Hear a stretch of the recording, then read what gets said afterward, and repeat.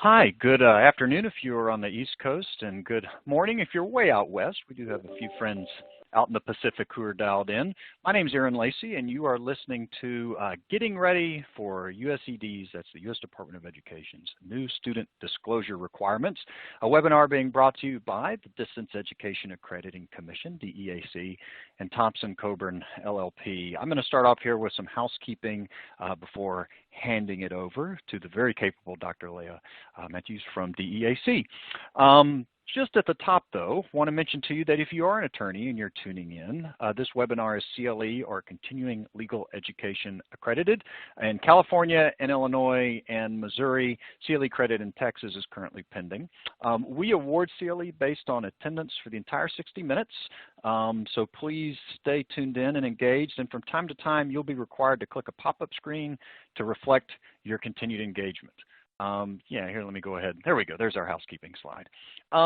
Also, I want to talk to you about some of our widgets. We've got a Q&A widget down at the bottom, questions and answers. If you have questions about anything during the webinar, please enter those questions there in the Q&A, and we're going to save all those and try to get through as many of them as we can at the very end. There's also a resource widget there at the bottom, and you will find in that resource widget a copy of these slides, which you are most welcome to download. Keep in mind, too, that in our slides there are active and live links to a number of different resources.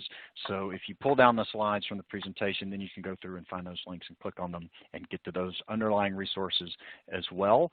The help widget, if you've got common technical issues during the webinar, hopefully you won't, but if you do, you may be able to find some answers there in the help widget. And finally, I'll just note that we always have a post-webinar survey, and we always ask folks, if you have a few minutes, to take the time to fill it out. We take your comments very seriously. We always review the comments, and we always try to take them into account and make the next webinar better than this one. So with all of that having been said, I'm going to turn it over to Leah. Thank you so much, Aaron, and welcome to everybody to this webinar. I'm so pleased to be joining Aaron and Katie today for this webinar on state licensure disclosures to students. This is a topic that I covered in great deal when I served as a negotiator for the rulemaking sessions that convened in 2019. I'm really glad to see that the hard work of that committee is now in place through these new regulations. Most importantly, I think that they are in the best interest of students, and that students have full disclosure and understanding of the examinations and licensure they'll be able to obtain when they take a look at a program. If you just want to go ahead and move ahead to the next slide there, Aaron, just a little bit here about DEAC. DEAC is a CHIA and USDE recognized accrediting body. We've been in business since 1926. We are an institutional accreditor, and our accreditation covers all of the distance education activities within an institution. We work with schools from secondary level all the way through professional doctoral degree granting institutions. Again, I want to thank Aaron and Katie for joining me today for this webinar. They're the experts. I've gotten to hear them speak in action on the conference circuit where many of our paths crossed. And now we're transitioning a great deal of the conference activities to webinars such as these. So I'm again, very pleased to be working with Katie and Aaron today. And Aaron, let me turn it back to you. Thank you, ma'am. And we appreciate the opportunity, obviously, to partner with you all to bring this content and for your insight as one of the negotiated rulemakers. For the folks, I'll just clarify. So DEAC, as Leah indicated, is an accreditor. Thompson Coburn, if you are new to us, is a law firm, and Katie and I are attorneys, and both are in the higher education practice here at Thompson Coburn. That's me doing my best impression of an English professor, and here's Katie looking far more professional. And we both, in particular, focus on the U.S. Department of Education and their rules and regulations around Title IV, distance education, discrimination law, things of that nature. So I'm going to kick off today before turning it over to Katie. We'll be going back and forth. And the first thing I want to talk about, so Leah referenced her role as a negotiated rulemaker in 2019. I want to talk a little bit about just the rulemaking timeline. I think to understand the 2019 disclosures and the various new features coming along with this rule, it is helpful to have some context and also to understand not only where this rule came from, but most recently how it compares to what we saw in 2016. So you may know if you've been following this, and one of the important things we're really going to focus on today is this idea that the 2019 version of this rule has moved away, really, in a sense, at least the disclosures component has moved away from being a strictly distance education issue. In fact, one of the things that this administration, you're going to hear us say this several times throughout, but this administration said, you know, we think some of these disclosures are really important and we want to keep them, but we want to apply them to all institutions of higher education and all programs without regard to whether they are strictly distance education or not. But these disclosures have their root in the state authorization rule, which was specific to distance education. The Department of Ed and other regulators were struggling with how to manage institutions that were offering their education across and outside of their own state into multiple jurisdictions around the country. And so way back in 2010, the department came up with its first version of the state authorization rule. And by the way, this particular rulemaking has a pretty colorful history, and it was challenged in litigation. The U.S. District Court in D.C. vacated that 2010 version of the rule, and subsequently that was appealed by the department, but the vacation by the U.S. District Court in 2011 was upheld in 2012. So they told the department, we don't like the 2010 version, go back to the drawing board. So the department did that, and they held a negotiated rulemaking in the spring of 2014. And 2 years later, which is a pretty good stretch, they published a proposed 2016 version of this rule, right? In December of 2016, after a comment period, they published their final version of that rule with, interestingly enough, an effective date of July 1, 2018. So they pushed out the effective date for a significant period of time. And of course, as all of you know, one of the things that occurred in late 2016, we had an election, and then we got a new administration in 2017. So come 2018, under the new Department of Education, under the current administration, proposed to delay that 2016 rule. And they made that proposal right before that original 2016 rule was supposed to become effective, right? So they said, this is the current administration says, you know what, we're going to delay the prior administration's 2016 state authorization rule. And they said that on May 25th, right before that rule is set to become effective. The department published a final rule delaying that 2016 state authorization rule in July, and most of the elements of it, including all these disclosures that had to be made at that point to students in distance education programs. About the same time, in late July of 2018, this administration said, not only did we delay the last administration's version, the 2016 version of the state authorization rule, but we are also going to create a new rule. We're going to start this accreditation and innovation rulemaking, and we're going to rethink these disclosures for distance education programs as part of this new rulemaking that will occur in early 2019, and that is the rulemaking, of course, that Dr. Matthews was part of. All was not quite well, though. In August of 2018, yet another lawsuit. So the National Education Association, the California Teachers Association, sued the department, saying that this administration's delay of the 2016 rule violated the Federal Administrative Procedures Act. So in early 2019, the negotiators get together as part of this administration's new rulemaking effort and think through all of these issues, including these disclosures that need to be made, right? And consensus was achieved, which, by the way, Leah, congratulations to you guys. That was a huge win for the department. It was a huge win for the negotiators at the table. The accreditation innovation rulemaking covered an enormous or extraordinary amount of regulatory ground, so to speak. I think a lot of people questioned whether consensus could be achieved, and it had been years since consensus had been achieved on any rulemaking held by the department. And they did it. The negotiators came together, said, we've got a common purpose. This stuff is important. We need to get it across the finish line.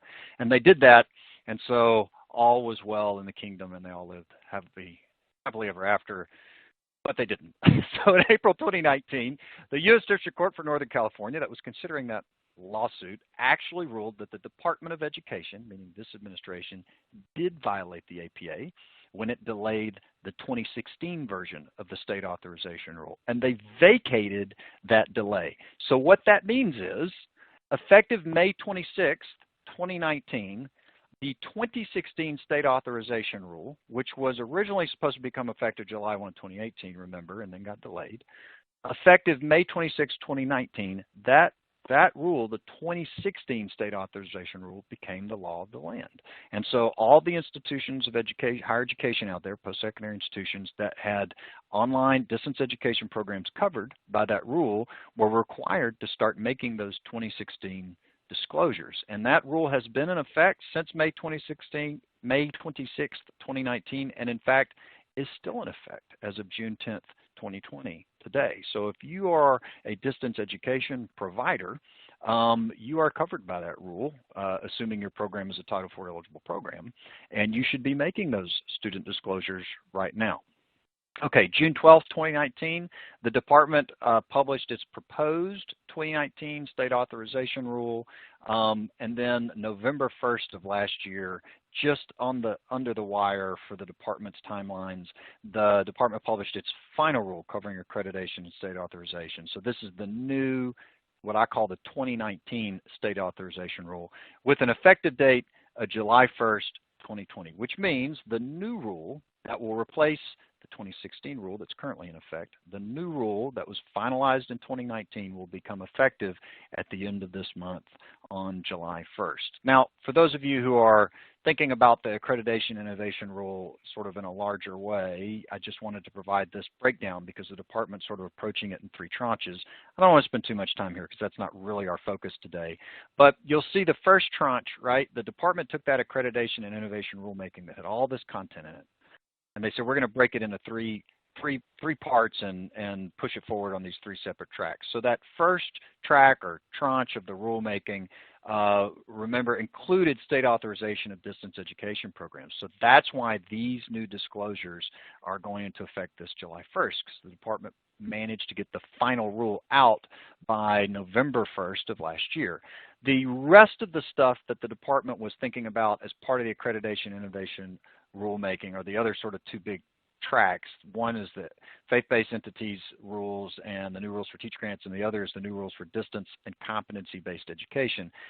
The proposed rules for each of those have been published, and the comment periods are now closed, but the department has not yet put out its final rule for each of those, right? So if you are an online provider, if you're engaged in distance education or competency-based education, and you're also interested in what's going on with the other parts of the accreditation and innovation rulemaking that apply to distance and competency-based education, now you know. You can see it's part of this bottom tranche. The proposed rule is out, the comment period is closed, and we're waiting for the department to review those comments and issue its final rule. So that gives you a pretty good sense of the timeline coming up to the 2016 state authorization rule. And we wanted to take just a few minutes to talk about the 2016 rule for a couple of reasons. Katie and I were talking about this before. One is, I mentioned earlier, it's actually still the law of the land. So if you are a distance education provider, it's good to know that this rule is out there and you should be complying with it now. 2, even after this rule gets replaced with the new 2019 rule, keep in mind that you could still be audited as to your compliance during the period for which it was effective. In other words, sometime next year, somebody could still show up and audit you, or, the federal government could come in, you could have a program review, and they could take a look at whether and to what extent you were complying with the 2016 state authorization rule during the period it was in effect, right? And finally, and most importantly, the main reason we wanted to hit on this just quickly was because the 2019 rule is somewhat of a reaction to the 2016 rule. So you have to have some understanding of where it was to understand what it is that the 2019 rule is doing and changing. So with that having been said, Katie, I will pitch it over to you. Thank you so much, Aaron, and thank you, Leah. We are so happy to be here with you today. So as Aaron mentioned while outlining the timeline, back in 2014, the department did go back to the drawing board. And at that point, again, we were really just talking about state authorization for online programs. Distance ed was really picking up speed, and states were scrambling to figure out how to regulate schools with students in their states, or whether they wanted to at all. And the department was trying to figure out how schools could show that they were authorized or what constituted authorization. Again, as you are all familiar, the State Authorization Reciprocity Agreement, or NC-SARA, was really picking up steam as folks started to understand what it was, and they got more states and schools on board. Then, in the middle of the presidential election in 2016, they dropped the proposed rule, and it significantly expanded the scope of what we were calling government schools, and was a headache and anxiety for all of higher ed. So why was it giving us anxiety and headaches? There are a lot of questions. And as we'll see on the next slide, one of those questions was the idea of residency. So under the 2016 rule, schools must meet state authorization requirements in any state in which an enrolled student resides and be ready to document such authorization. And for states where the institution is not physically located but has a student, again, residing, they have to document that there is a state process for review and appropriate action on student complaints. So they never established a way to determine where an online student was residing, and we also ran into complaint process issues. Some states had to scramble and try to create a process to accept student complaints. Students didn't know where to submit those complaints. Schools who are members of NC-SARA didn't need specific authorization. States that were members of SARA, California, still not a member of SARA, but did need to provide information on how students in all of those states could bring a complaint against the school. So kind of a lot of process issues and lots of questions with that. On the next slide, we see another problem with the 2016 rules. They left us with a lot of questions about whether states can impose additional rules and how schools can document their compliance with those additional requirements. And in some instances, even how states Katie? Yeah. This is Aaron. I'm going to interrupt you real quick. So I'm having a real hard time hearing you, and I suspect that our other listeners are having a real hard time hearing you as well. Yeah, so let me suggest this. Why don't you drop off and dial back in, and let's see if we can improve your connection. And while you're doing that, I'll just pick up here on this slide. Sound like a plan? You got it. And when you're back, just let me know, and we'll kick it back over. So, and to the folks on the line, I'm sure many of you like us have been dialing into lots of webinars and conferences, and the good news is there are a lot of people tuning in. The bad news is sometimes when you get large numbers, it can strain the platform. So reciprocity vagary, as Katie was saying, the other sort of big issue in 2016 that popped up, there was still this real question around if you were a member of one of these state reciprocity agreements. So if you're in an institution offering distance education in lots of jurisdictions and your state signs on, and so now you're in NC-SARA, for example, to what extent do you still have to comply with any additional state requirements outside of the state authorization framework, right? So there are certain laws that each of these states have and enforce to authorize institutions of higher education to operate. But of course, states have lots of other laws too, laws around taxes and consumer protection laws and things like that. And it was unclear if you signed on to NC-SARA and were participating in a state authorization agreement, to what extent you were still subject to all of these other sort of extra state authorization laws in these various states. So that question was out there. But the biggest issue, of course, I think that caused, for a lot of institutions, at least immediate and sort of practical consternation, was that the 2016 rule included all of these disclosures, which is really at the heart of what we're talking about today. We're not going to go through all of these in detail right now, but suffice it to say, they were significant, and they were sort of divided into two buckets. You had all this information that you were required to put online. I'll call those make available disclosures, or in other documents and materials, right? But they just have to be out there and made available. And of those, the ones that were really problematic, they wanted information about historic agency actions, refund policies, but you'll see in this bottom category here, licensure and certification prerequisites. And there was now an expectation that institutions that offered programs that led to some sort of professional licensure or certification would be making available to prospective and current students significant information about whether and to what extent those programs complied with the licensure and certification requirements in the state where, remember in 2016, we're talking about the state where the student resided. And this, of course, ties back into the residency issue, because what does that mean? Where does a student reside, right? And what if a student is residing or a resident of California, but in Montana taking the program, and my school is in Massachusetts? Why am I giving them information about their state of residence? What if I have military, right, that are somewhere around the world and they're residents of a state that they haven't been in years? Why am I providing them that information? So you had the residency problem, you still had these outstanding questions around reciprocity, and now you had all of these disclosures that you were required to make. And in part, those disclosures rested upon and turned on some of these other issues like residency. Finally, in addition to the make available disclosures, you had direct and individual disclosures, which were also a real problem. So in addition to the make available, now institutions had to be prepared to make direct disclosures, like handing them to students for licensure and certification issues, new adverse actions, and licensure and certification determinations, which meant that suddenly schools had to build an infrastructure to not only know where all their students were residing and when students might be moving or changing residency, but also to track and understand licensure and certification requirements in all these different jurisdictions, and to be aware when they changed so that they could make updates to all of their students. All right. So with all of that being said, I'll offer a couple of things. And Katie, it sounds like you're back. I saw your text. I tell you what, I'm going to go through the next section, then we'll switch it back to you when we get to the 2019 disclosures. So the TC extra credit. Thank you, ma'am. And you sound good, which is excellent. Just so you all know, if you were subject to this, we did a webinar back in 2018, actually, right before the 2016 rule became effective under the court order, that went through it in great detail. We also had this compliance chart. You can click on those links. If you want to go back and see if you've been compliant or you have questions about what was required under the 2016 rule, you are most welcome to do so. But this completes the history lesson. So now, we've talked through the timeline and we've talked through what the 2016 rule was about and the way in which it was sort of different and expanded upon that original state authorization concept. So now let's talk about the 2019 state authorization rule. I'm just going to do a little setup, and then Katie's going to walk you through the specific new disclosure requirements.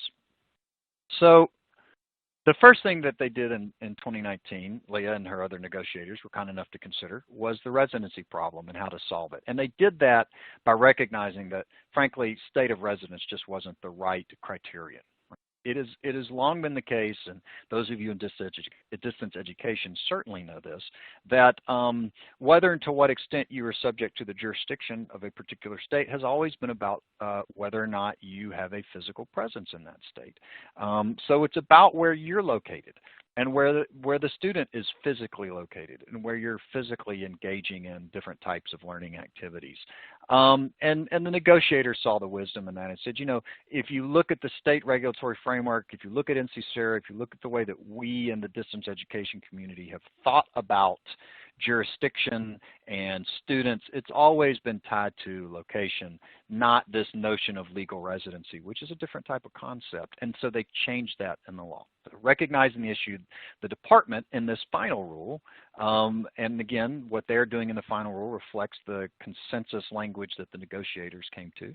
In this final rule, the department has removed the concept of a student's residence and replaced it with location, and that's in 609.C. By the way, I'll also highlight on most of these slides, if there's any sort of reference to the rule or a Federal Register quote or something like that, you'll see in the lower right-hand corner, we try to always give you the citation, so you can go look that up if you want to.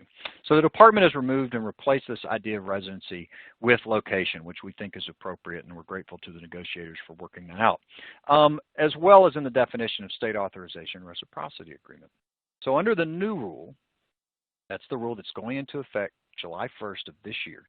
Under the new rule, an institution that offers distance education courses to students located, not residing, but located in a state in which the institution is not physically located or in which the institution is otherwise subject to that state's jurisdiction, must meet any of that state's requirements, right? So that's sort of the fundamental state authorization concept, and They've changed that. And as you would expect, and this is important, right, this notion of location is going to impact your disclosures as well. Because remember, previously under 2016, you had to consider when making disclosures where a student was resident and whether a student's residency had changed. So now in 2019, that's going to shift, and it's going to be about where your student is located and whether a student's location has changed.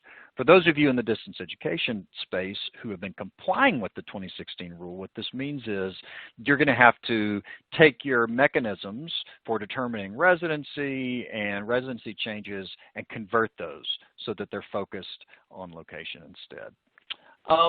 Reciprocity was also addressed, meaning, and specifically the department tried to get at this question of whether and to what extent institutions have to comply with the laws of a state that are outside of the rules and regulations concerning state authorization. So again, we're talking about I'm an institution and I'm sitting in Louisiana, my home state, right, where I'm from. And you're beaming your program out into Missouri, which is where I'm sitting right now in St. Louis, right? And the question is, if I'm a member of a state of SARA, right, Louisiana and Missouri are both members of SARA. They're both SARA states. If my institution is a participating SARA institution, and I'm beaming this program into Missouri, right, I know I don't have to comply with Missouri's state authorization requirements as long as I am otherwise, keeping in compliance with all the SARA requirements. But generally speaking, assuming I'm doing that, I don't have to comply with the state authorization requirements. But then the question is, but am I subject to Missouri's consumer protection statute? Am I subject to Missouri's taxation laws?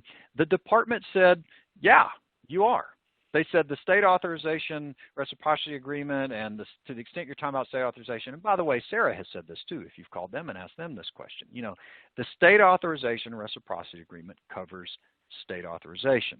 So the new rule from the department clarifies that such an agreement cannot prohibit any member state of the agreement from enforcing its own general purpose state laws and regulations outside of the state authorization of distance education. One place where the rubber really hits the road is not so much taxation or consumer protection, although those are both significant, but professional licensure and certification, right? We talked about that earlier. Those licensure requirements, your state nursing boards, the boards of education, those aren't state authorization requirements. They don't go to the fundamental ability of your institution to beam and programming into that state. They're professional licensure laws, and they are separate and apart from the state authorization reciprocity arrangement. So what that means is the department here is clarifying, importantly, that distance education providers, while something like NC-SARA is enormously useful and has been, I think, by most accounts, a tremendous success, nonetheless, it does not leave you completely immune from compliance with all the state laws in all of the states in which you are potentially doing business, right? You are no longer subject to the state authorization rules, provided you're complying with NC-SARA and its requirements, but you are still potentially subject, for example, in my scenario, in my Louisiana institution is still subject to Missouri's tax laws, consumer protection laws, professional licensure laws, etc.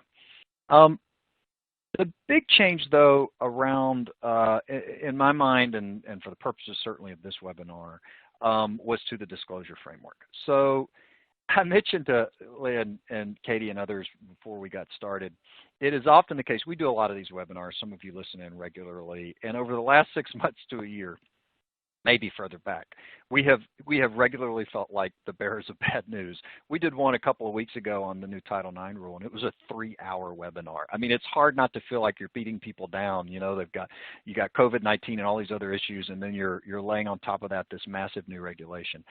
I am delighted to communicate to you all today that we are not the bearers of bad news. To the contrary, and you can thank Leah and the other negotiators for this, we are able to tell you that much of the burden around these disclosures has been lifted, particularly for distance education providers who were complying with the 2016 rule. So the bulk of those distance education program disclosures that you saw on that prior slide, and if you're a distance ed provider that you're supposed to be complying with right now, the bulk of those disclosures required under the 2016 rule will be jettisoned effective July 1st, right? Along with most of 66850, which was the new section of the Department of Ed's regulations that was created in 2016 or expanded significantly and housed all of these new disclosure requirements. However, And here is the twist, or the catch, however you want to think about it. However, disclosures relating to professional licensure not only will remain, but they will be applied to all programs without regard to whether they are offered online or on ground. All right, so what this administration said is, and we pulled this out of the preamble to the reg, I'll just quote it for you. The department notes, by moving the disclosures from 668.50, which was the section specific to distance education programs, which only applied to distance ed programs and correspondence courses, to 668.43, which applies to all Title IV eligible programs at institutions of higher education, the department broadened the scope of these requirements so that more students can make informed enrollment decisions. So what's really happened is this administration said, look, when we looked at 668.50, or I should more specifically say your negotiators said when we looked at 668.50, we felt like a lot of this could be set aside, right? It was a significant burden on institutions. In some cases, maybe the feeling was it wasn't providing as much information or needed information to students that was really useful, right? And we want to focus on giving them useful information because goodness knows they get a lot when they enroll. So you want to give them the important stuff. But there were some things in 668.50 in that 2016 rule, some disclosures, particularly around professional licensure disclosures, that this administration said, look, not only are those important, but those disclosures ought to be made for all programs without regard to whether they're just online or not. Anyone, anywhere enrolling in a program that leads to professional certification or licensure, right, should know whether or not that program is going to give them what they need to get that licensure or certification. So there is a section of the law that exists and has existed for decades. It's one of the sort of fundamental core components of the federal student aid framework that deals with just general consumer information requirements. It's 668.43. And what the department said was, we're going to take, instead of having this disclosure requirement off in this particular section dealing with distance ed, we're going to lift it up and we're going to drop it in to the core consumer information framework that already exists. And that brings me to that framework. And one of the things we wanted to do with this presentation was actually take just a tiny step back and remind schools, right? We're focused on these distance education disclosures and we're focused on these new professional licensure disclosures in particular, or at least their expansion to on-ground programs. But I remind you all, and it's important to remember, that there are significant consumer information obligations that exist in federal law beyond just the ones relating to distance education programs that have been moved in this example, right, over to 668.43. And not only that, but get this new rule doesn't just deal with these professional licensure disclosures. It actually made other changes to the consumer information section of the regs to which you all are currently subjected. So not only do you want to be aware that these professional licensure and certification disclosures have moved over into 668.43, but we also want to highlight for you that there have been some additional changes, and we're going to talk about those as well, because our goal here is not just to get you up to speed on what's happened with the state authorization piece of this, but more broadly to say, look, you got a new rule, and the new rule has a number of changes to consumer information requirements. Professional licensure and certification chief among them, but others as well of which you should be aware. So, as the slide says, in fact, the new rule revises and expands the listing of information that must be provided about the institution, which is set forth in 668.43. And you have to make that information available pursuant to 668.41D, which is really that core disclosure regulation. It says institutions are required to make available to any enrolled student or prospective student through appropriate publications, mailings, or electronic media, information concerning a wide range of topics, including financial aid and the institution. As specified in 668.41B, you can satisfy this, quote, make available, end quote, requirement by posting the requisite information on an internet or intranet website that is reasonably accessible to the individuals to whom the information must be disclosed. So again, here's the idea. We started out talking about state authorization and these new disclosures that were introduced in 2016. The department has dumped most of those disclosures in this new rule, but it's picked up some of them and it moved them over into 668.43, which is the primary part of the primary consumer information disclosure framework that already existed in the federal regulations. And not only that, not only did they move them over, but then they made some additional changes to that framework. Now, in case you haven't thought about that framework in a while, take a deep breath, right? It's pretty extensive. So all of the information, all of these things that are in these boxes, this is all information that you're supposed to be making available to students. Most of it, the good news is, you already make available, and you're doing that through your catalogs, through your websites, through your consumer information centers, through your student handbooks and others. But here's the thing I want to highlight for you. All those boxes that have a yellow outline or gold outline, however you want to think about it, all of those have been touched upon with this new rule, right? So either the obligation already existed and has been expanded or otherwise revised, or it is brand new. So this gives you a sense. You look at the very bottom, the last box of the, and the very bottom row on the right, that box is about direct disclosures for licensure determination. But you've got all this other stuff too that's been added in with this new rule or touched upon. Retention rates, vaccination policies. Some of it you may have already done and it's been updated. Some of it wasn't previously required. So again, one of the things we really want to emphasize with this webinar is you absolutely want to be focused on these new professional licensure certification obligations, new if you are an on-ground institution, not so new if you're an online institution, though they have been revised and now focus on location instead of residency, et cetera. But we also really want to emphasize that there's some other stuff you need to be aware of. The department took this opportunity to rethink more broadly what's required in its consumer information section, 668.43, okay? The other thing I just want to mention, and then I'm going to kick it to Katie to go specifically, we're going to start marching through these things. And the boxes on the previous page, don't worry, we're going to go through every one of those, starting with the professional licensure and certification piece. But the other thing I just want to remind you is institutions have an obligation every year to provide a notice to all enrolled students about the availability of all of this consumer information. I refer to this as the Master Consumer Information Disclosure. This obligation is in 668.41c of the regulations. And that notice that you circulate to students is supposed to list and briefly describe all of this information and where it's available.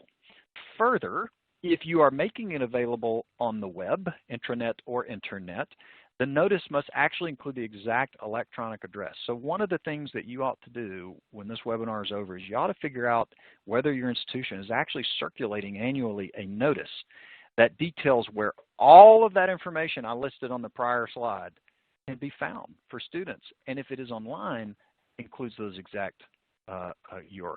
Okay, with that having been said, Katie, I will turn it back to you. Okay, my sincere apologies for the technical difficulties, and if it starts to happen again, Aaron, don't hesitate to just jump in and take over. I promise you guys are in great hands with Aaron and Leah, so we'll try to stick with it, but if for some reason my connection's not working, we'll skip back to Aaron. So which programs does this cover? Which program are we talking about for these new disclosures for the licensure programs? Under the new rule, a covered licensure program is one, in quotes, designed to meet educational requirements for a specific professional license or certification that is required for employment in an occupation or that your school advertises as meeting such requirements.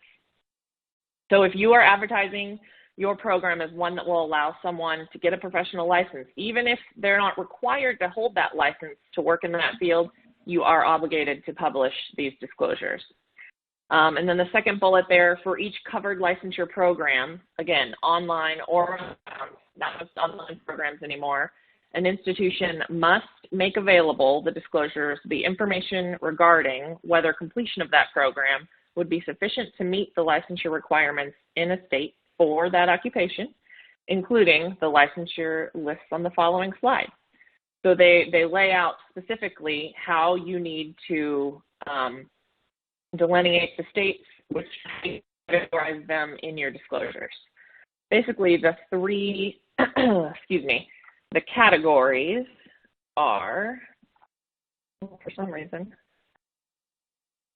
I am not getting the live view. Yeah, I'm not seeing that. I don't know why that's not. I apologize, guys. We've got a slide here with 3 boxes, and it doesn't look like it's showing the boxes. So I tell you what, Katie, if you can I apologize, folks. If you can just go through them, and then I have them. Yeah, absolutely. You have them. You just go through them, and folks, if you look at the PDF and the resource widget, you'll see that it's there. I don't know why it's not displaying on the screen. Okay, well, it's pretty straightforward anyway, and again, they are right there in the regs. But basically, you're going to go through each state, and you're going to categorize each state as either a positive licensure determination. So that's every state where, yes, this program, we've determined that it meets the curriculum requirements that that state has set for licensure or certification in this profession, or a negative licensure determination. So we have determined that our curriculum does not meet the state educational requirements for licensure or certification in a certain profession, or no licensure determination. So this will be a list of states for which the school has not made a determination at all. And so basically the categories are yes, no, and we don't know. I'm going to talk more about this determination in a few slides, but I do want to mention here that one thing to consider is that your accreditor or state agencies may also require you to disclose this information, and they may have different parameters for how you disclose it. So just another to kind of add to your plate to think about as we discuss these. So prior to enrollment, you have to do a direct disclosure to a prospective student. And you have to do that if your determination for that state is a no or a we don't know. So if you determine the state that the student is located and that state is on your no list, we do not meet the requirements for licensure in that state, or we don't know, we haven't determined, then it is very, then you're obligated to make a direct notification to that prospective student. So again, this goes back to what Erin mentioned earlier. It's very important for a school to know where the students are located. And you need to be able to prove that you gave this to every prospective student before they enroll. Next slide.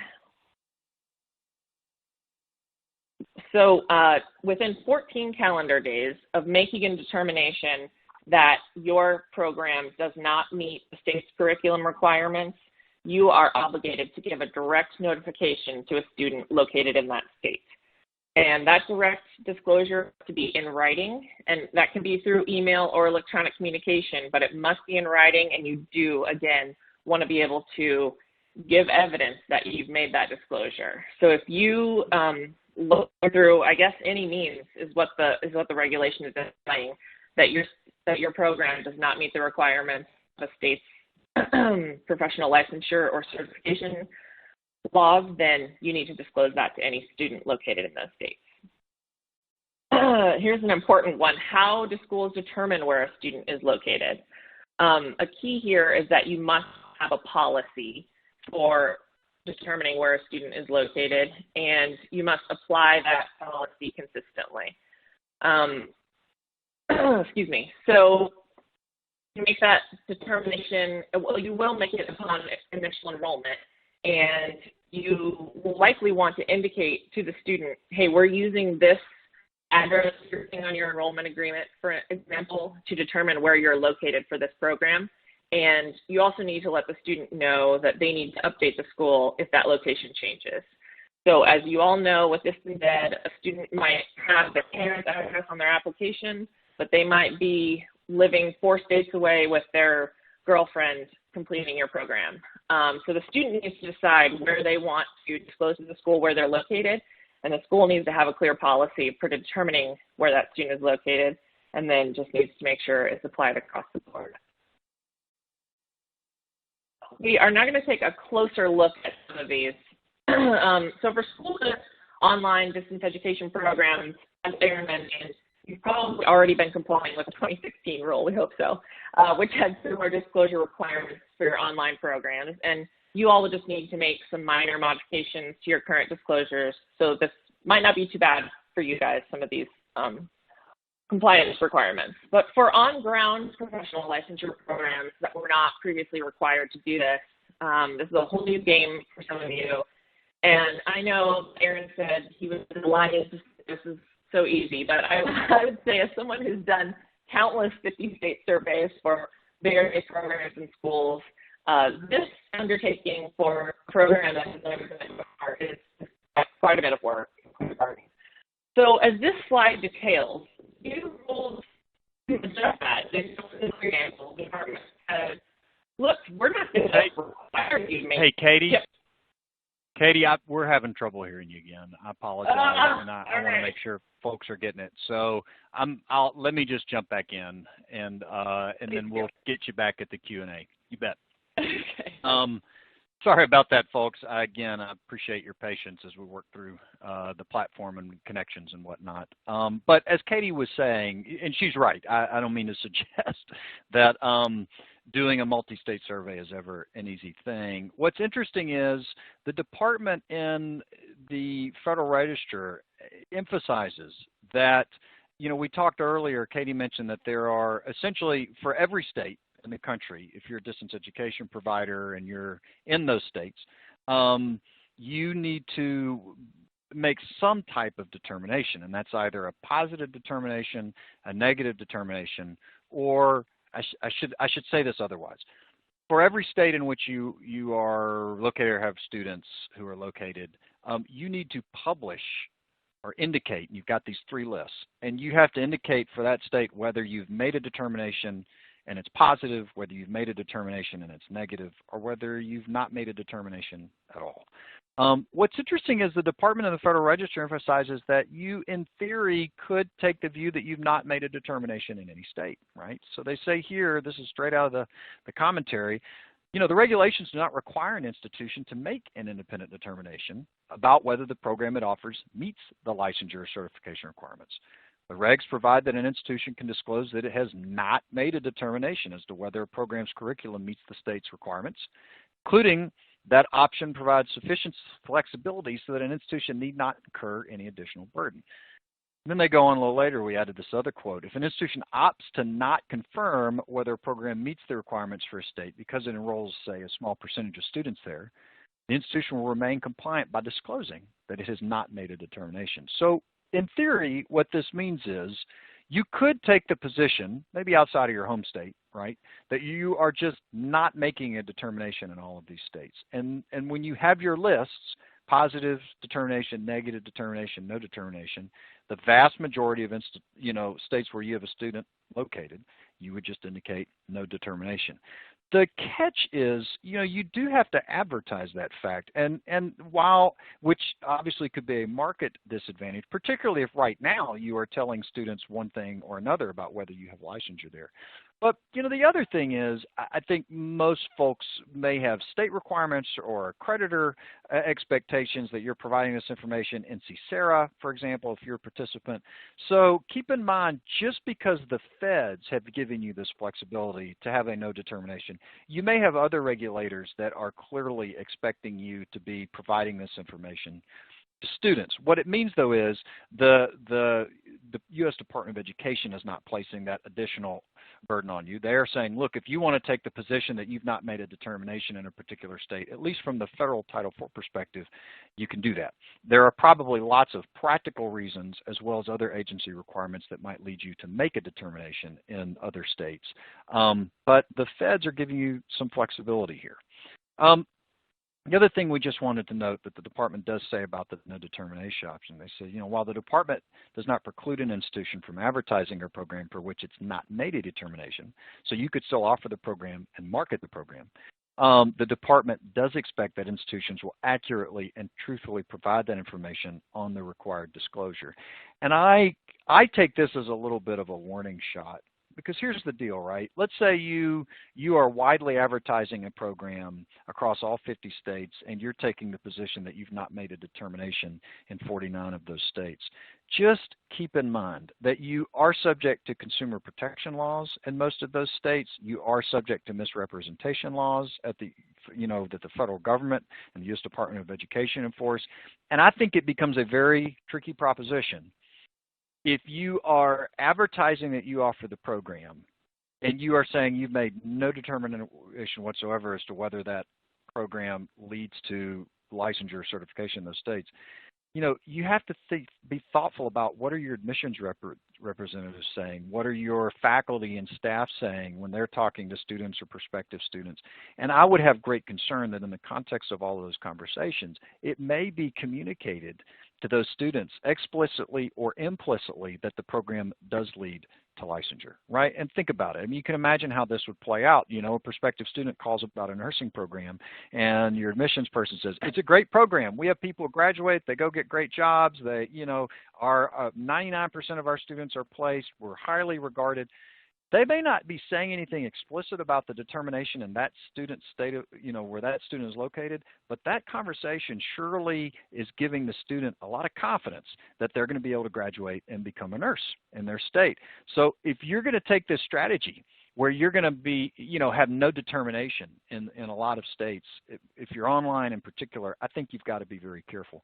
The other thing I will just remind everyone of is, once again, this requirement is not limited to online education. So anyone offering a nursing program needs to be thoughtful about, whether they should be supplying information on whether or not their program leads to licensure. And you say, well, Aaron, if I'm an on-ground program, I'm enrolling people in my home state and we're good in my home state, should I really be concerned? Maybe not. But what about if you're in Memphis, right? And you've got students, and I mean significant percentages of students who are from Arkansas, Tennessee, Mississippi, right, and Missouri, all right there in close proximity.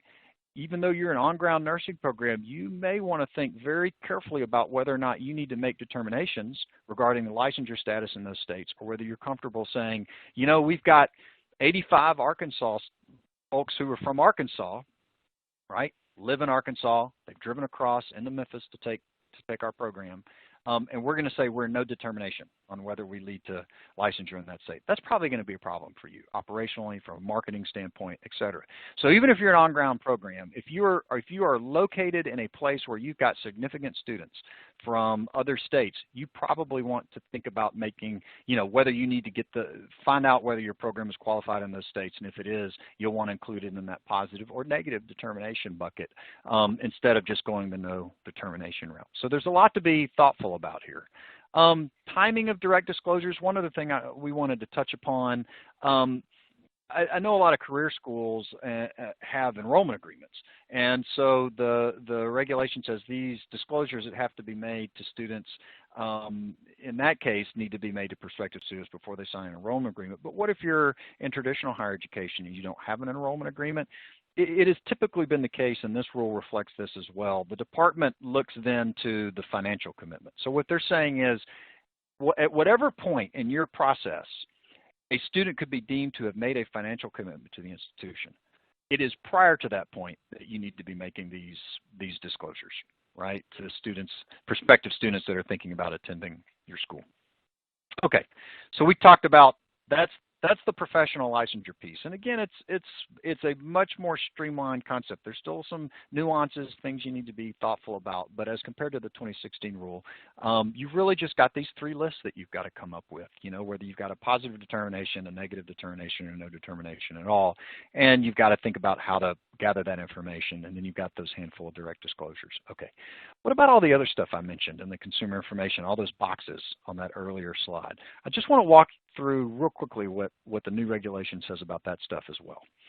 So first of all, credit transfer and written arrangements. Under the new rule, in your disclosures around transfer of credit, you should already have some. In those disclosures, you now have to include any types of institutions or sources from which you will not accept credit. So if you've got a policy that you will not accept credits from certain types of institutions or sources, you have to tell people that. And you have to include and publish and make available the written criteria used to evaluate and award credit for prior learning experience, including but not limited to service in the armed forces, paid or unpaid employment, and other demonstrated competency learning. Many of you are probably already doing this, but just be aware that now it's an explicit obligation in federal law. And again, this is information that has to be made available. These aren't direct disclosures. This is all our enhancements or revisions or additions in that make available bucket, which means you have to put it on your website or put it in other publications. Okay, also on written arrangements with other institutions. So you have to include information concerning written arrangements with other institutions in the description of the impacted program. So what was happening was folks might have arrangements with other institutions to provide some percentage of their program, but they weren't, and you had to disclose that information somewhere under existing law, but they weren't necessarily putting it in the parts of their catalog or on their website that talks about the program itself. They were putting it somewhere else. And so what the department is saying is, look, if you have an arrangement with another school to provide 10% of a particular program, wherever you're talking about that program, you need to be sure you're including the information about that arrangement there specifically. And the idea is that way when students are reading about the program they're interested in, they'll see the information about the written arrangement. Enrollment demographics. So the new rule specifies that you now have to make available information on the percentage of those enrolled full-time students at the school who are male, female, received a federal Pell Grant, and are a self-identified member of a racial or ethnic group. This is a little different. I think the idea here is this is a little different spin on the IPEDS information, and also the department wanted to make sure, in addition to the IPEDS obligation, that and your student right to know obligation, they're sort of combining, consolidating all this in 668-43, which is specifically about consumer information requirements in the regs. Outcomes. So placement rates. There's already a little bit of a requirement in the regs right now, the current law, if it says if you calculate placement rates, you have to make that information available.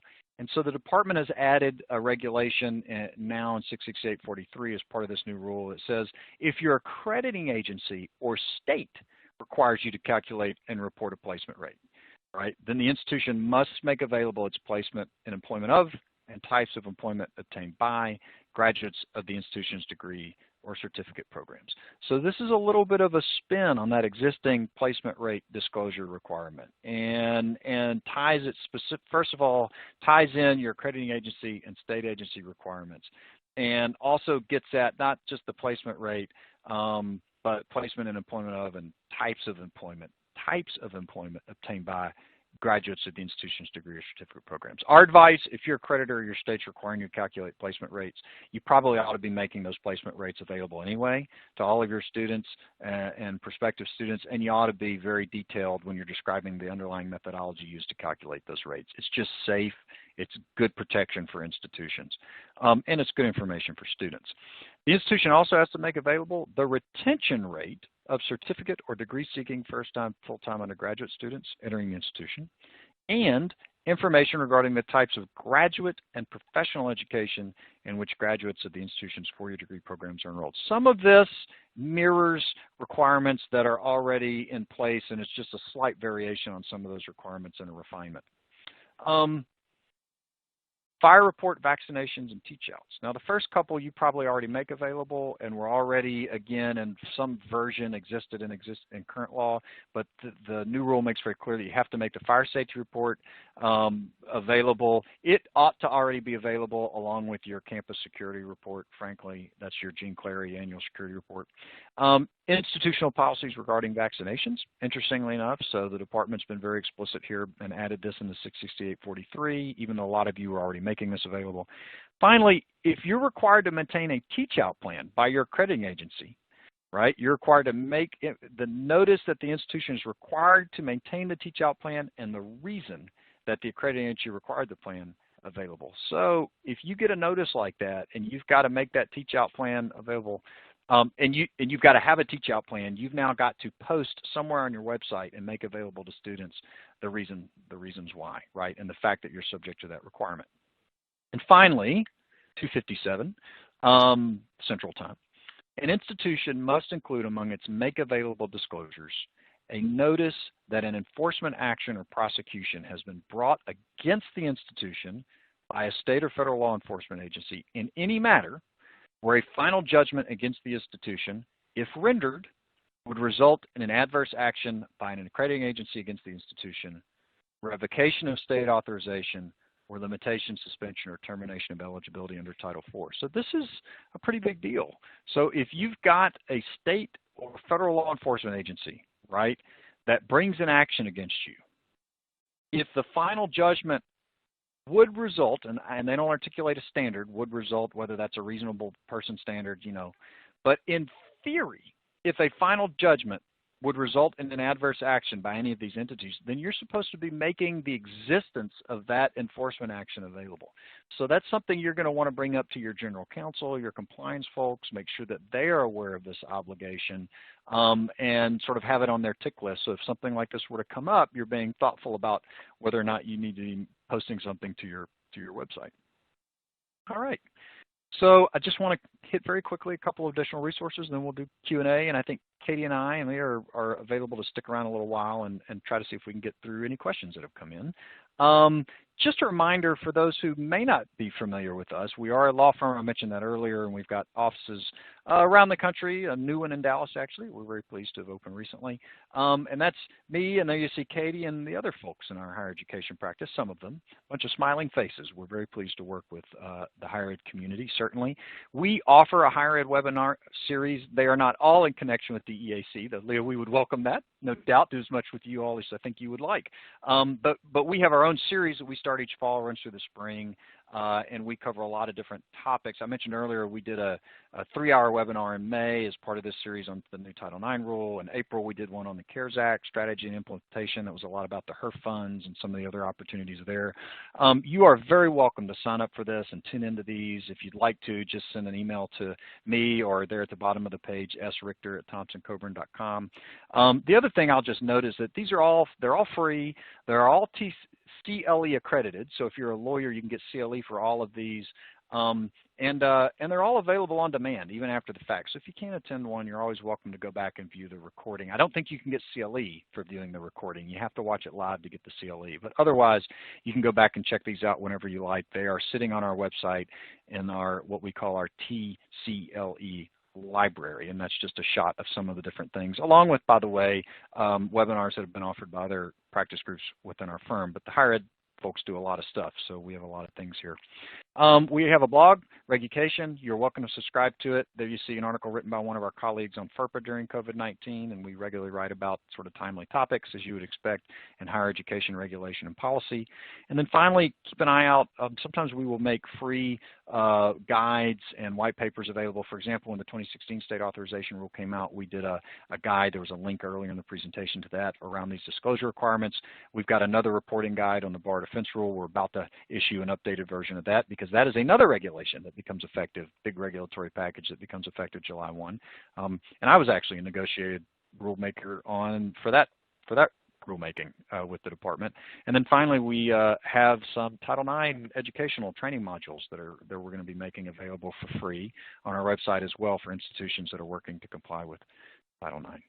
All right, so for questions and answers, I'm going to go down here to our little Q&A box, and we have several, so I'll run back to the beginning of the presentation, and we'll just see what we can get through. And Leah, as I mentioned earlier, we certainly welcome your input on these as well. Let's see, how do we assure the learning outcomes are achieved as far as assessment topics are concerned? So I'm not sure that really relates directly to these disclosures, right? These disclosures are around whether you have authorization to operate in a state and whether your program leads an example of professional licensure and certification will actually enable someone to get that professional licensure and certification. I don't know, Katie, am I missing the point on that question? No. I mean, Okay. It might be kind of just getting to the idea of, how can we really determine whether or not it meets the requirements of a state? I'm not exactly sure.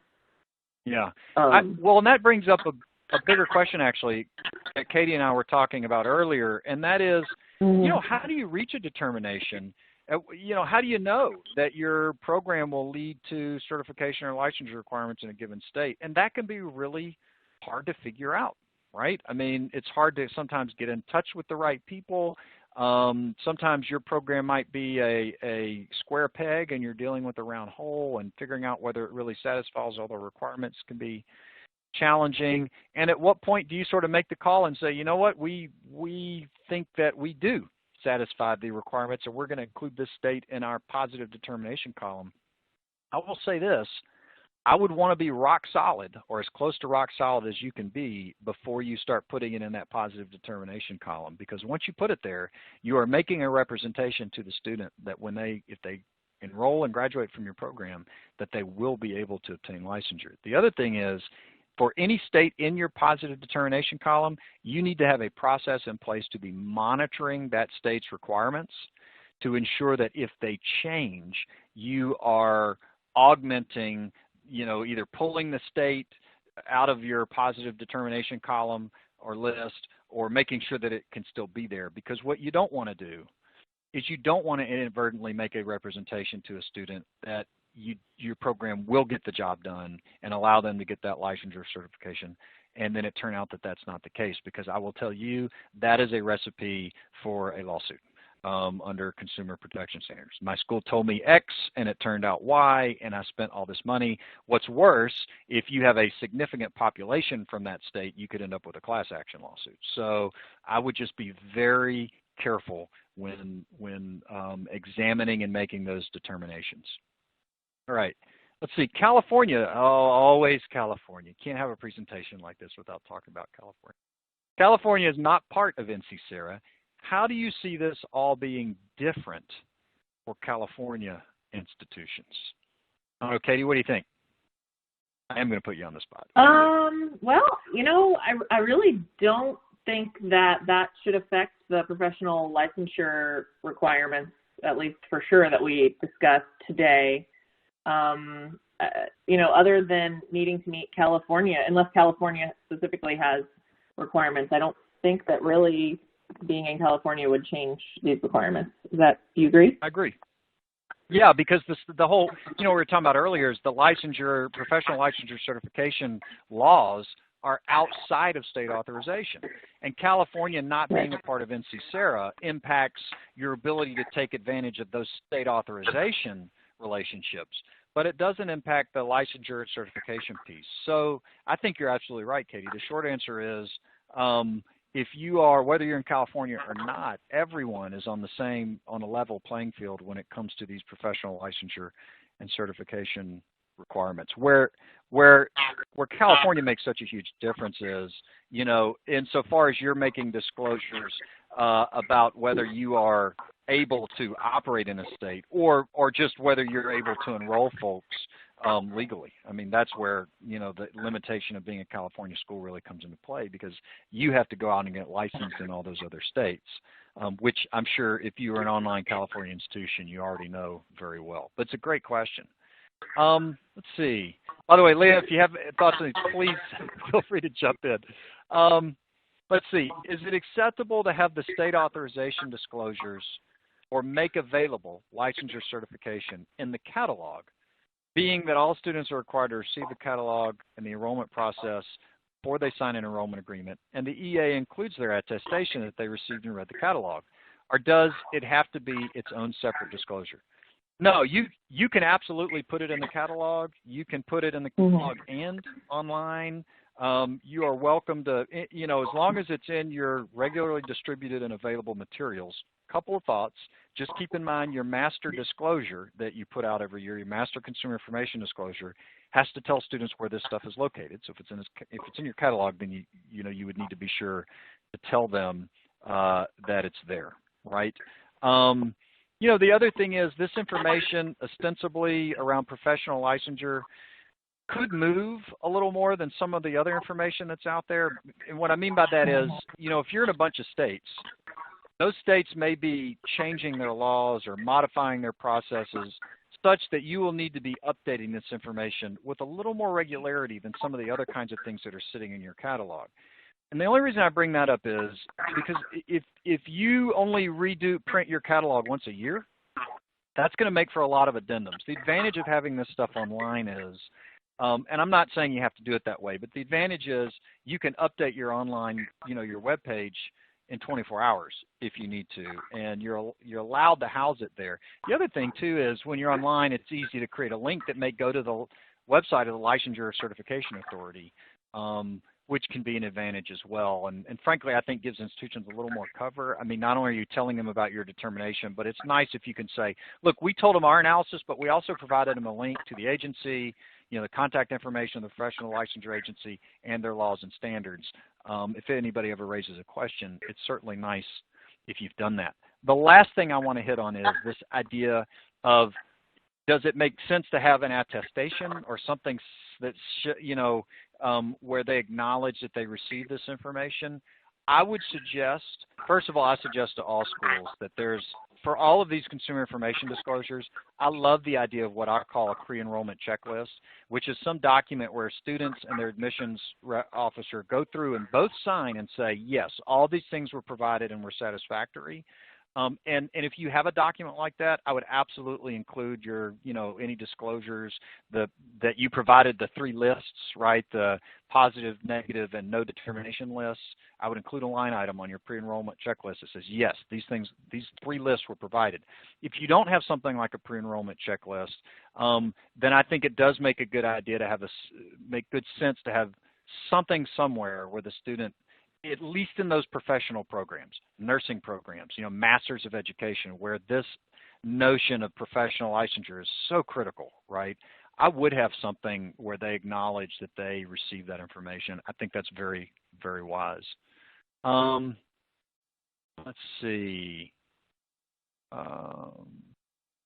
When you get to the direct disclosure to prospective students in more detail, I'd like to know whether a pop-up window in an enrollment application would suffice if a student identifies a location and program where the program does not meet the licensure requirements, or where the institution has not made a determination of whether the program meets the requirements for licensure. Well, when it's a direct disclosure, the department does say that can be provided physically or through electronic means. I would think if you've got a student enrollment system where folks have to progress through certain screens and read certain information, you could provide the disclosure in that way in a one-on-one, so the idea is you've got an individual one-on-one that's clicking through screens as part of a process, and then you can show that they had to click through that screen and hopefully they even acknowledged or clicked something acknowledging that they received that information. But it needs to be one-on-one. It needs to be a direct disclosure. So if it's when we're talking about the direct disclosure requirements, I would just be careful. You'd have to think about it. You should ask your IT people, but I don't know that any kind of pop-up would work. I mean, you want to make sure, again, that you can show that this information was provided directly to this individual. It's a great question, though. And, already what we're seeing from these questions is that folks are going to be thinking about a lot of different alternatives and ways that they might provide this information to their students, right? The good news is the department has been somewhat flexible, right? I mean, on one of our earlier slides, we provided that language about how you can make direct disclosures. And again, they've acknowledged that emails and things like that are suitable. In fact, I'll even go so far as to say, I think the department has potentially provided enough flexibility here that it could become a problem for schools. I as a lawyer type, when I'm advising clients, I want to make sure if we've got a required direct disclosure that we can document that we provided it. So just keep in mind, like I remember last year there was a type of disclosure where the department said, you can send this out in just the email, your Outlook response. If it kicks back and notes that it was received, that's sufficient. We said, well, wait a minute, the department may allow that, but we don't have any way of capturing that and after the fact documenting that the disclosure was made. So just keep in mind, part of this is what the department requires, but part of it is what you want to do as an institution to make sure that you can document and demonstrate that the disclosure was made. Because if you get sued down the road for some reason or there's an investigation, you want to be able to show that you actually made that disclosure to the student. So it's not just that you did it, it's that you can document that you did it. It's a very lawyer risk-averse view, but it's an important one. Yeah, Aaron, my other concern with a pop-up window idea is that even if the school had a log that could show that the student had clicked through it, the student likely wouldn't have access to that pop-up later or, the information that was included in it. So that also kind of would definitely make me pause if I was an auditor or had a problem down the road in demonstrating that the student had that information. Yeah, agreed. All right, let's see. This notion of location rather than residence also applies to face-to-face courses as well in terms of the disclosures, correct? Yeah, so like on-ground brick and mortar. Yeah, exactly. So when you're talking about the student's location, and this is a great point, now we've got this disclosure requirement professional license that applies to students, and the obligation ties to where they're located. Well, if you offer a brick and mortar program and they're taking the program at your institution, right? I still think there's a question though of, it's a great question. So are they located where your school is located? And let's go back to my Memphis example. So if they're driving into Memphis to take the program, your nursing program, are they located in Memphis or are they located in Arkansas where they go home every night? I didn't see, and Katie, you tell me if I'm wrong, I didn't see any guidance about this in the preamble. It may be there. I mean, I could have missed it. But here's what I would say, setting aside what the feds require. I mean, if you've got a significant percentage of students who are located in Arkansas, the whole point of this disclosure framework is to make sure that people have information that is relevant to them. And if they are living in Arkansas, there seems to be a high likelihood that they may intend to be a nurse in Arkansas. So even if maybe you could take the view or make the legal argument that they are, quote, located in Memphis at my nursing school, what we want to do is make sure that there are no surprises and that they have information that's relevant to them. So what I would suggest is if you've got 20 students who live in Arkansas, I'm not worried about legal residency. That's sort of a different concept. But if they're living in Arkansas, that's where their address is, where they go home at night, then you probably want to make sure that you're providing them information about Arkansas or that you're telling them you've not made a determination about Arkansas. So that I'll put that in a common sense category. I don't know, Katie or Leah, I don't know when you were negotiating a rule. Did you guys talk about this nuance? So I'll jump in real quick, Leah, while you're unmuting. This is Katie. I agree. I didn't see it in the preamble. Again, that doesn't mean it's not there. But there is another related question a little bit further up the list that I wanted to throw in there while we're discussing this. The idea that now with COVID-19, lots of brick and mortar institutions are offering programs that they would have held on campus via online, and their students, who knows where they are. So I think it's a really important point, and I mean, taking a conservative approach, I would recommend that a brick and mortar institution does the same thing as an institution offering online programs and would, put on the enrollment form of a line for where students will be located, determine their location for the length of the program and tell students that they need to let the school know if that location changes. I think that would make the most sense. Yeah, I think I agree. Although I will go ahead. Yeah, sorry, please, Leah. Oh, that's okay. I was just going to kind of agree with Katie. The understanding is that institutions are responsible to their students and responsible to these disclosures. So to the furthest extent that you can, try to keep track of where students are and how their licensure requirements might be impacted. Yeah, I think that's right. And I'll, as a guy who was in-house for a while, I mean, I'll also add, I understand if you are an on-ground institution and you suddenly have students who have gone back home to who knows where, and you've never tracked that before, and you've not made an effort to, determine where any sort of licensure about their home state, whether your program legal licensure, just keep in mind as of July 1, you can put no determination. I mean, you can put those states in the no determination bucket. So because you've not made a determination. So from a compliance standpoint, you can comply with this federal law on July 1, even if you are an on-ground institution that suddenly has lots of students in an online context and you want to take a conservative position and try to comply with this law, you can do so, right, by just saying we've not made a determination. But then over time, in an effort to do right by those students, I agree to Leah and Katie's point, it probably would be wise to start reaching out to them. And certainly if you start enrolling new students into your online, formerly on ground, but currently online program, and they are starting in that program as an online program, I think you want to be very mindful of treating them as you would students in a regular online program. Finally, I'll just note that for all of you who may have been on ground and moved online and are now thinking, well, the online thing works pretty well, and I think we may want to transition and do this permanently, just keep in mind, and I'm sure Leah can tell you about this, you know, there are a lot of flexibilities being allowed right now so that institutions that really aren't experienced online providers can be managing programs online. But if you're going to move into a permanent online space, you're going to need to be very thoughtful about all the standard and regular requirements that apply to regular and standard online providers, both with accreditors like DEAC, maybe your state, and the federal government has a number of requirements that apply to distance education providers that right now are being, you know, there's leniency and they're not really enforcing. But if you're going to make that permanent move, it's something you should be very deliberate and thoughtful about. Let's see. Here's a question from somebody in Memphis. I'm not picking on anyone in Memphis. I just want to make that clear. What are the institution's responsibility to those students located in the same state, but with plans to provide licensed services in another state? Yeah, that's tough. I mean, your obligation is to make your disclosures based on where students are, quote, located.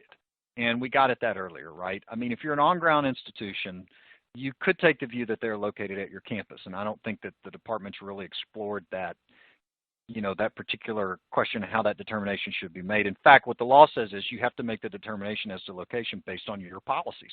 So, you know, you would want a policy that says this is how we make the determination as to where a student's located.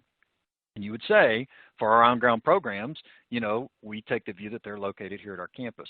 But as a practical matter, I think that you may want to seriously consider whether your policy should be, you know, making a determination based on where the student is physically living while they are taking your program. Just because if you are someone that's located in Memphis, for example, I mean, you may have lots of students who you probably know are planning to go and be licensed in another state. And I think ultimately, I mean, certainly it's best for the students to be providing them with that information, but it's probably best for you too, as an institution, because otherwise, you know, you don't want to be in a position of saying, yeah, we knew that these 20 students were from Arkansas, and sure, it was likely that they wanted to go back and practice there. You know, that was a possibility, but we just decided we weren't going to provide them with that information or look to it. And then the question, if I'm a plaintiff's attorney, is going to be, well, what did your admissions rep say to them? You know, and what did your faculty and staff, and it's a rabbit hole you probably don't want to go down. So, you know, again, there's this distinction between what the law requires and what as a practical matter probably makes sense for you, and from a risk management standpoint, what probably makes sense for you. It's a great question. And I just want to point out, I mean, the institution's responsibility for students, the institution's responsibility is to make a determination or, make a disclosure whether or not a determination has been made for every state. So students will have that information. You know, it really, where they're located, that comes into play when we're talking about direct disclosures and, you know, needing to let them know if you find out that you do not meet the licensure requirements in a specific state. But just for every student's information, you know, all schools will have to do this for every program, for every state. They at least need to indicate, put them in one of those 3 buckets we discussed. Probably when my phone was cutting out, so my apologies. Yeah. Let's see. Does this apply to institutions that are temporarily offering remote or hybrid programs due to COVID-19? Yeah, so that was kind of what we spoke to a minute ago.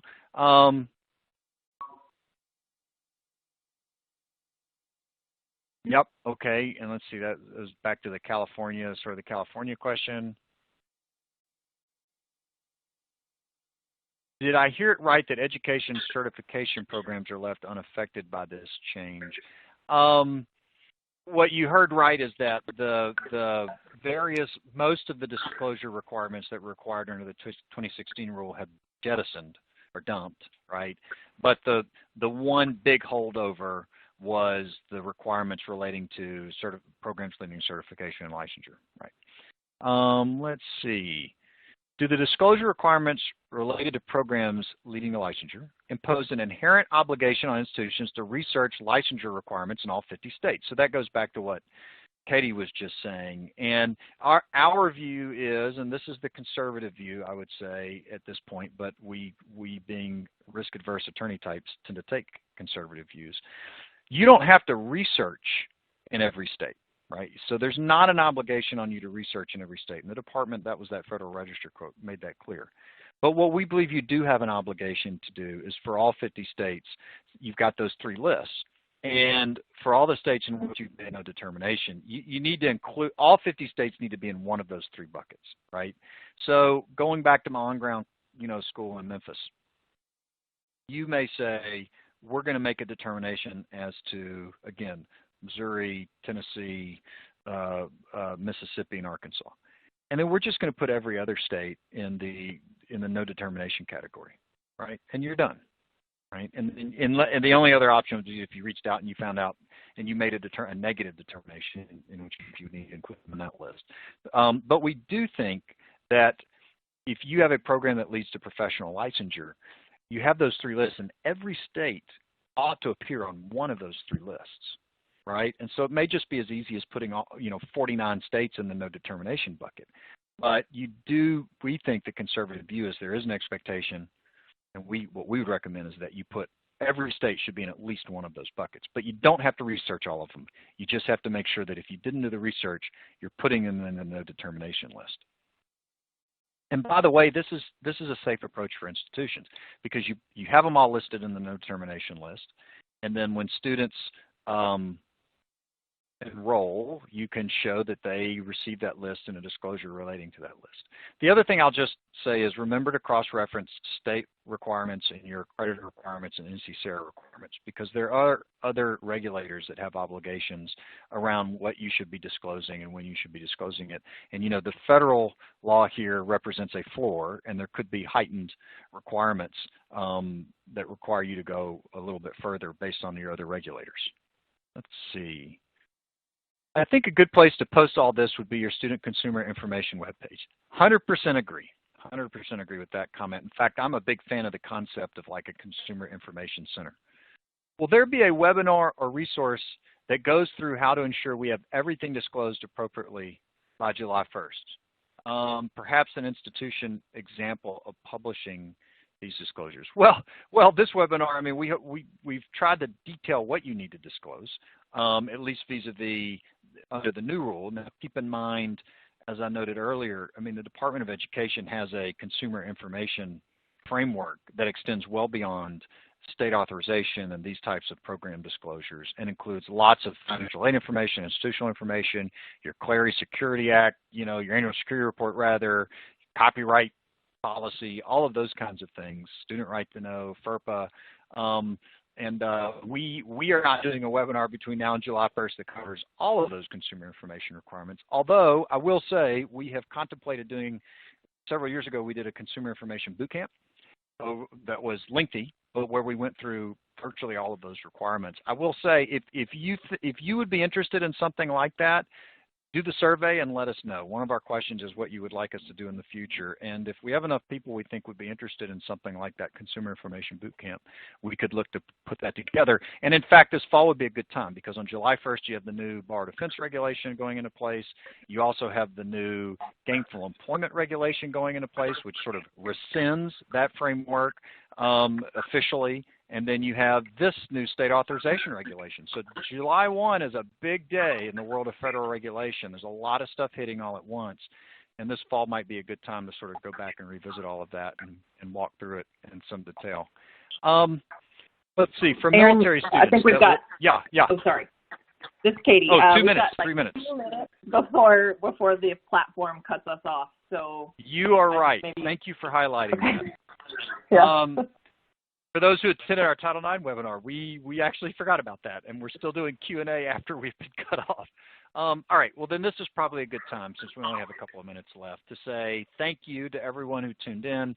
If you had a question, we had a bunch, guys, that we didn't get to. So if there are questions that you didn't get answered, we'll try to do some follow-up, reach out after. If you want to just reach out to us directly, you're welcome to do that. We're thinking through a lot of this.